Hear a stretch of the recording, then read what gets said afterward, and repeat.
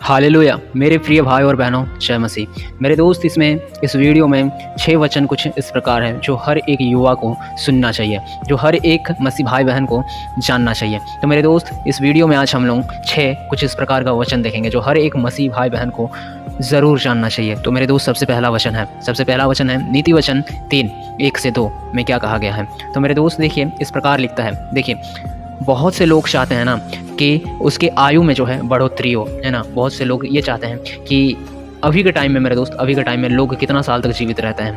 50 साल, 60 साल, 70 साल, उससे अधिक से अधिक 100 साल, उससे ज़्यादा शायद ही कोई जीवित रहता होगा। तो मेरे दोस्त, लोग चाहते हैं कि मेरा आयु में बढ़ोतरी हो, मैं और कुछ साल और जीऊँ, मैं और ज़्यादा जीऊँ, लोग चाहते हैं। तो परमेश्वर का वचन आयु में बढ़ोतरी के लिए क्या कहता है? तो मेरे दोस्त देखिए, हम लोग यदि उत्पत्ति पढ़ते हैं, यदि पुराना नियम में देखते हैं, तो बहुत से ऐसे हैं कि लोग जो है बहुत सालों तक जीते थे। 1000 साल, 900 साल, इस प्रकार बाइबल में लिखा हुआ है कि इतना साल लोग जीते थे, है ना। लेकिन इस पृथ्वी में इतना ज़्यादा पाप बढ़ गया कि इंसान अपने पाप के चलते में आज उनका उम्र भी जो है, आयु भी जो है घटते चला आया है, और आज जो है सीमित है 50 साल, 60 साल, 70 साल, ज़्यादा से ज़्यादा 100 साल, या शायद ही कोई उससे ज़्यादा जीवित रहता होगा। तो मेरे दोस्त, यहाँ पे बहुत से लोग चाहते हैं कि मेरा आयु में जो है बढ़ोतरी हो। तो परमेश्वर का वचन क्या कहता है? नीति वचन 3:1-2 में कहा गया है, हे मेरे पुत्र, मेरी शिक्षा को मत भूलना, परंतु अपने हृदय में मेरी आज्ञाओं को रखे रहना, क्योंकि ये तेरी आयु दीर्घ आयु करेगी और तेरी शांति बढ़ाएगी। हालेलुया। चलिए अब बढ़ते हैं अगले वचन की ओर। तो मेरे दोस्त देखिए, हर एक मनुष्य ये चाहता है ना कि हर एक मनुष्य उसके साथ जो है अच्छा व्यवहार करे। लेकिन प्रभु यीशु मसीह क्या कहते हैं पता है? प्रभु यीशु मसीह कहते हैं कि जिस प्रकार तुम दूसरों से चाहते हो, तुम भी औरों के साथ उसी प्रकार व्यवहार करो, है ना। जिस प्रकार तुम चाहते हो कि दूसरा कोई तुम्हारे साथ व्यवहार करे, तुम भी दूसरों के साथ वैसा ही व्यवहार करो, है ना। हर एक मनुष्य चाहता है कि दूसरा कोई मेरे को इज्जत दे, मेरा अच्छा, उसका एक अच्छा उस लोगों की नज़र में वो एक अच्छा व्यक्ति बने, है ना, उसको लोग इज्जत करें। हर एक इंसान चाहता है। तो परमेश्वर का वचन क्या कहता है? तो मेरे दोस्त देखिए, परमेश्वर का वचन इस प्रकार कहता है, नीति वचन 3:3-4 में इस प्रकार लिखता है, दया और सच्चाई तुझसे अलग ना होने पाए, उनको अपने गले का हार बना ले और अपने हृदय में पट्टियां पर लिख ले। इस प्रकार तुम परमेश्वर और मनुष्य दोनों की दृष्टि में अनुग्रह और उत्तम बुद्धि पाओगे, है ना। क्या कहता है? परमेश्वर और मनुष्य दोनों की दृष्टि में अनुग्रह और उत्तम बुद्धि पाओगे, ये परमेश्वर का वचन कहता है। तो मेरे दोस्त, परमेश्वर और मनुष्य के दोनों की दृष्टि में, मनुष्य के भी दृष्टि में और परमेश्वर के भी दृष्टि में, यदि आपको अच्छा बनना है ना, यदि आप उत्तम होना चाहते हैं, तो आप जिस प्रकार आप खुद के विषय में सोचते हैं ना, तो प्रभु यीशु मसीह कहते हैं कि तुम भी उनके साथ, दूसरों के साथ वैसा ही व्यवहार करो। क्या कहता है? दया और सच्चाई तुझसे अलग होने ना पाए। आपके हृदय में दया होना चाहिए, दूसरों के प्रति दया होना चाहिए कि ये व्यक्ति इतना ठंड से ठिठुर रहा है, इसको मैं एक सोल दूं, है ना। इस प्रकार दया होना चाहिए। कोई व्यक्ति बीमारी से पीड़ित है, आपके हृदय में हाय उठ जाना चाहिए कि हाय कि ये व्यक्ति इस प्रकार है ना, इसे इतना तकलीफ होता है। दया और सच्चाई तुझसे अलग होने ना पाए, है ना। सच्चाई भी आपके अंदर में होना चाहिए कि ये चीज़ सही है, ये चीज़ गलत है, ये चीज़ सही है, ये चीज़ करूँगा, ये चीज़ गलत है, ये चीज़ नहीं करूँगा, ये चीज़ सही है, ये चीज़ करना चाहिए, ये चीज़ गलत है, ये चीज़ नहीं करना चाहिए, ये चीज़ करेंगे, ये चीज़ क्योंकि सही है, ये चीज़ गलत है, ये चीज़ नहीं करेंगे। इस प्रकार आप में सच्चाई भी होना चाहिए। आगे कहता है, उनको गले का हार बना ले। दया और सच्चाई को आप अपने गले का हार बना लीजिए। आपके अंदर से दया और सच्चाई जो है नहीं हटेगा। ऐसा करने से क्या होगा? परमेश्वर की नज़र में और मनुष्य के नज़र में आप दोनों की दृष्टि में अनुग्रह और उत्तम बुद्धि पाओगे। ये वचन कहता है, उत्तम बुद्धि पाओगे। तो मेरे दोस्त, जिस प्रकार आप चाहते हैं ना कि दूसरा कोई आपसे व्यवहार करे, आप भी उनसे, दूसरों से वैसे ही व्यवहार कीजिए, ये परमेश्वर का वचन कहता है। तो अगला वचन देखते हैं क्या कहता है।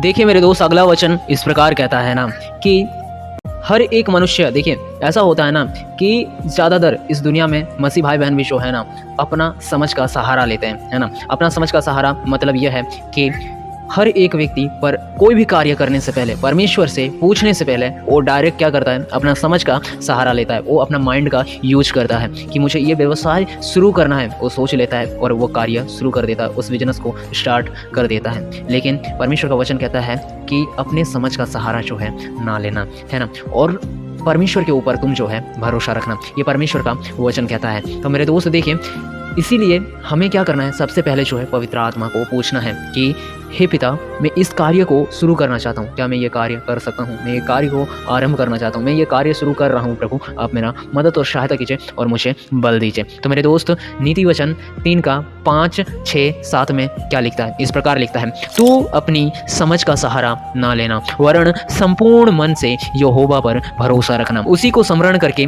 अपने सब काम करना, तब वह तेरे लिए सीधा मार्ग निकालेगा। अपनी दृष्टि में बुद्धिमान ना होना, यहोवा का भय मानना और बुराई से अलग रहना, ऐसा करने से तेरा गर्भ भला चंगा रहेगा और तेरी हड्डियां पुष्ट रहेगी, ये वचन कहता है ऐसा करने से। तो मेरे दोस्त क्या कहता है, इस वचन से हम लोग यही सीखते हैं कि हम लोगों का जो समझ है उससे पहले हमें क्या करना है, पवित्र आत्मा से पूछना है क्या करना चाहिए क्या नहीं करना चाहिए, अपना समझ का सहारा ना लेना। ये परमेश्वर का वचन कहता है कि तू अपना समझ का सहारा ना लेना, वरन संपूर्ण मन से यहोवा पर जो है भरोसा रखना। ये प्रभु यीशु मसीह, ये परमेश्वर का वचन कहता है। तो मेरे दोस्त अगला वचन देखते हैं क्या कहता है।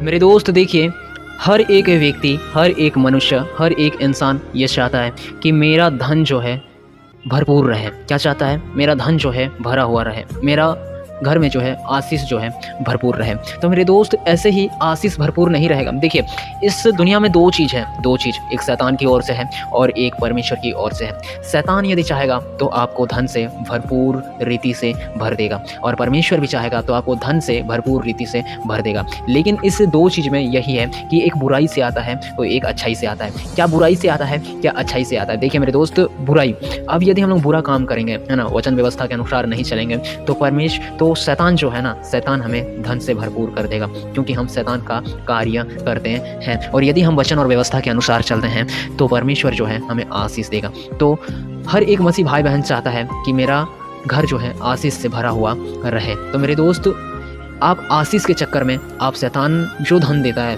वो धन आप अपने घर में इकट्ठा कर लेते हैं, तो ये गलत है। तो मेरे दोस्त, आशीष आपके घर में होना चाहिए। हर एक व्यक्ति चाहता है कि मेरा घर में भरपूर रीति से आशीष होना चाहिए, धन भरपूर मात्रा में होना चाहिए। तो मेरे दोस्त, यहाँ भी दो जगह है, मैंने जिस प्रकार आपको बताया कि दो चीज़ है, एक शैतान की ओर से आता है, एक परमेश्वर की ओर से आता है। तो मेरे दोस्त, जो शैतान की ओर से आता है ना, उसे हम लोग को नहीं लेना, बल्कि जो परमेश्वर की ओर से आता है उस चीज़ को हमें ग्रहण करना है।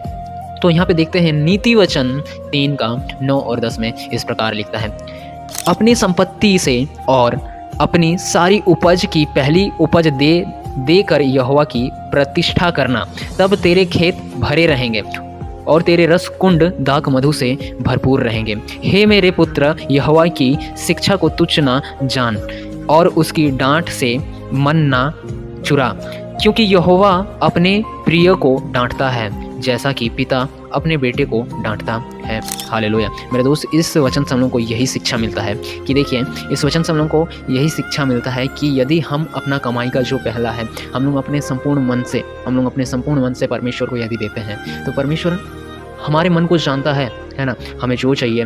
परमेश्वर का वचन कहता है कि तुम्हारा हर एक मनोकामना जो है ना वो जानता है, वो पूरा करेगा। उसके लिए हमें क्या करना है, उसके लिए हमें परमेश्वर का राज्य का खोज करना है, ये परमेश्वर का वचन कहता है। तो यहाँ पे लिखा है कि अपनी संपत्ति से और अपनी सारी उपज से पहला उपज दे देकर यहोवा का प्रतिष्ठा बढ़ाना।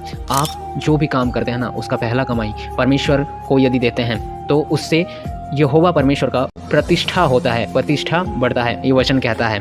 और इससे क्या होता है, इससे आपका जो धन है वो भरपूर मात्रा में भरा हुआ रहेगा और रस कुंड दाख मधु से भरपूर रहेगा, ये वचन कहता है। तो मेरे दोस्त, यहाँ पे आगे कहता है, आगे इस प्रकार भी लिखता है कि यहोवा की शिक्षा को तुच्छ ना जान और उसके डांट से मन ना चुरा, और उसकी डांट से मन ना चुरा। क्यों? क्योंकि यहाँ लिखता है, क्योंकि यहोवा अपने प्रिय को डांटता है जैसा कि बाप अपने प्रिय बेटे को डांटता है। हाँ, परमेश्वर यदि हमें ताड़ना देते हैं तो मेरे दोस्त हम लोगों का कुछ गलती होगा, है ना, हम लोगों का कुछ गलती होता है तो हमें परमेश्वर जो है ताड़ना देते हैं।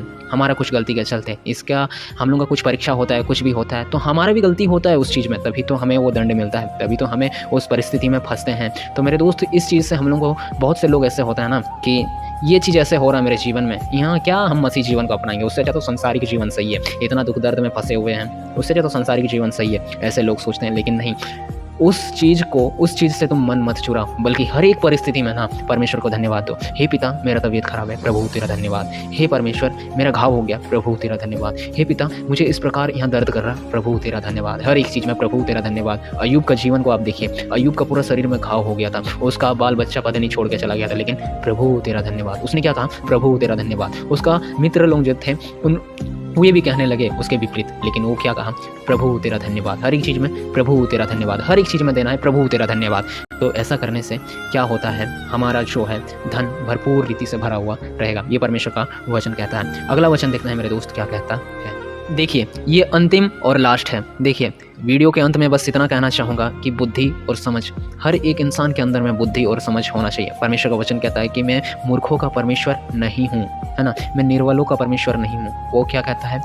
वो कहता है कि मैं बुद्धिमान, है ना, जो बुद्धि से भरपूर है, वह मैं बुद्धिमानों का परमेश्वर हूँ, इस प्रकार वचन कहता है। तो हर एक व्यक्ति में बुद्धि और समझ होना चाहिए।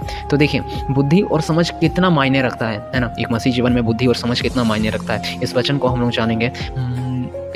जानेंगे। नीति वचन 3 उसका 13 और 14 में इस प्रकार लिखता है, धन्य है वह मनुष्य जो बुद्धि पाए। क्या कहता है? धन्य है वे मनुष्य जो बुद्धि पाए, और वह मनुष्य जो समझ प्राप्त करे, क्योंकि बुद्धि की प्राप्ति चांदी की प्राप्ति से बड़ी, और उसका लाभ सोने के लाभ से भी उत्तम है। वह मणियों से भी अधिक अनमोल है, और जितनी वस्तुओं की तू लालसा करता है, उनमें से कोई उसके तुल्य ना ठहरेगी।